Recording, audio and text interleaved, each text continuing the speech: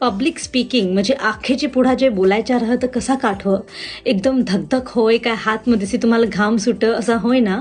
तर मला हो आखेत पहिला साळत एकदा एक एक्सटेम्पो कॉम्पिटिशनमध्ये मी भाग घेतलेला होता. तर ते मला असा सांगेल होता काय तुम्हाला एक चिठ्ठी मिळेल ना, ते चिठ्ठीमध्ये जे लिहिल हवा ते आखेची पुढा बोलायच्या. तर मला हो जॅम घबराहट होते. पण मी काय केला ना, एक प्रॅक्टिस केला काय आरसेची पुढा मी उभा राहिला ना, मला जे फेवरेट टॉपिक आहे त्याची विषय मी जॅम काही प्रॅक्टिस केला ना. सेम चीजचा मी व्हिडिओ काढला, मी माझ्या फ्रेंड्सच्या हारी शेअर केला ना, तेही मला काही टिप्स दिला.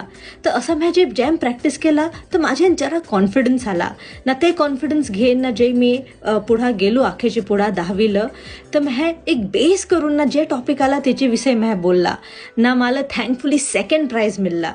तर तैसी माझा कॉन्फिडन्स जरा वाढला ना. मी बेस करून जरा बोलाय म्हणलो.